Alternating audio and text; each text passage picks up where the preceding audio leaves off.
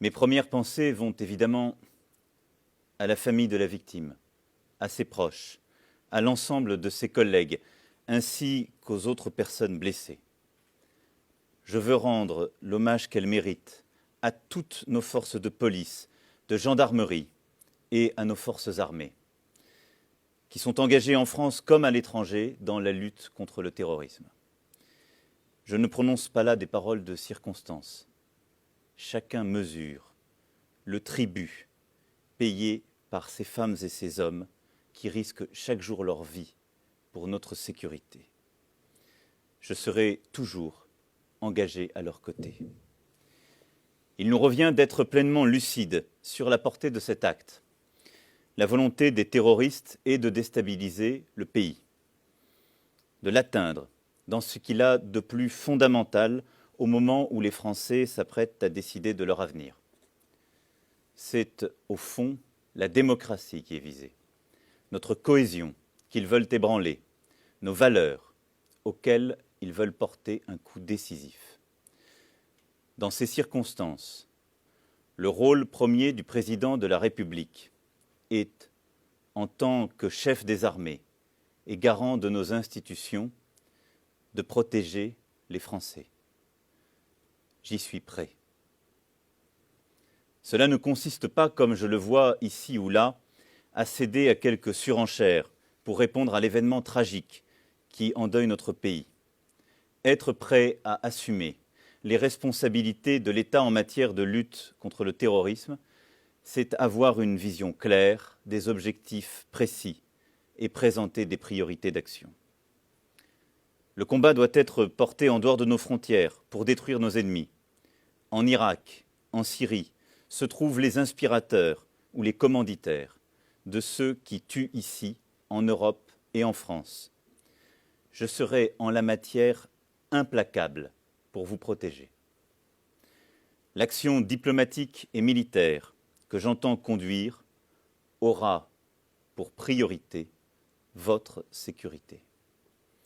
Sur le plan intérieur, mon engagement est clair. 10 000 emplois de policiers et de gendarmes seront créés durant le prochain quinquennat. Je veux un renseignement plus réactif et efficace encore. Pour cela, j'installerai directement auprès du président de la République un organe de coordination, je l'ai appelé Task Force, capable d'agir 24 heures sur 24 contre Daesh. Le renseignement territorial sera consolidé, car une partie du combat que nous devons mener se joue dans le repérage et le traitement des personnes qui, dans les quartiers, dans nos villes, dans nos prisons, se radicalisent. À ce titre, l'affaiblissement du renseignement territorial, conduit il y a maintenant bientôt 10 ans, a été une faute.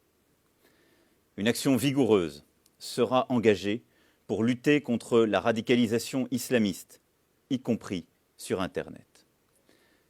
Je serai implacable dans le combat pour votre sécurité. Mais le défi auquel nous sommes aujourd'hui confrontés n'est pas que cela. C'est un défi moral, un défi de civilisation. Ceux qui nous attaquent n'ont pas à décider de qui nous sommes. Nous sommes un peuple vivant, libre, qui aime l'avenir car il le construit. J'ai décidé ce jour d'annuler 2 rassemblements publics par décence et pour ne pas mobiliser indûment nos forces de sécurité. Mais je n'ai pas voulu, pour autant, interrompre notre campagne présidentielle, car la démocratie est plus forte. Surtout, le choix que vous avez à faire dimanche prochain doit être un choix d'avenir. Ne cédez rien à la peur, ne cédez rien à la division, ne cédez rien à l'intimidation. Notre génération doit relever ce défi.